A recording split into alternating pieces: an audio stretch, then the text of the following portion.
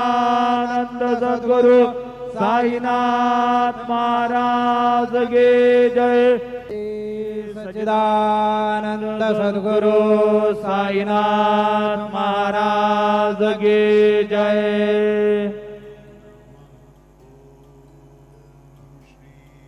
हरि ओम।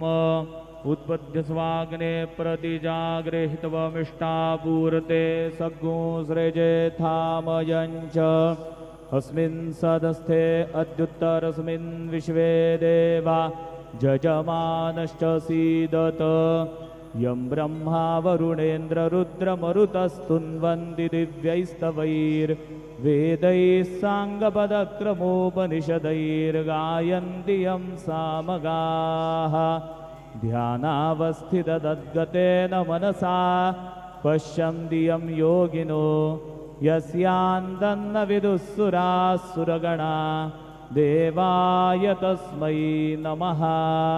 गुरुर्ब्रह्मा गुरुर्विष्णु गुरुर्देवो महेश्वरः गुरुः साक्षात् परब्रह्म तस्मै श्री गुरवे नमः।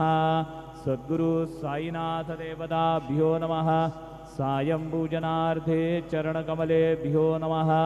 चन्दनं समर्पयामि त्वाङ्गन्धर्वा अकडौ स्वामिन्द्रस्वां बृहस्पतिः त्वामुखदे सोमो राजा विद्वान्यक्ष्मादमुच्यत।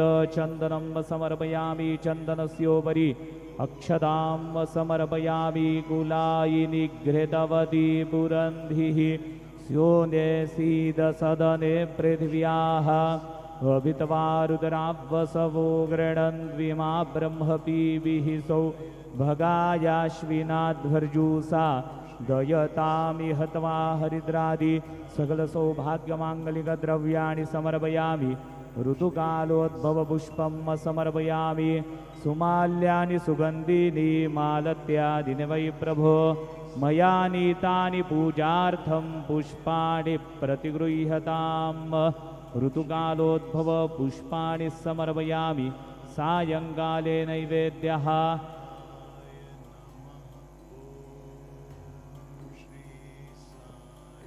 अन्नपतेन्नस्य नो देशनमीवस्य शुक्मिनः प्रप्रदातारन्तारिक ऊर्जन्नो देहि द्विपदे चतुष्पदे चतुष्कोणमण्डलं कृत्वा तदुपरि नैवेद्यपात्रं निधाय गायत्रीमन्त्रेण पात्रं प्रोक्षयेत्।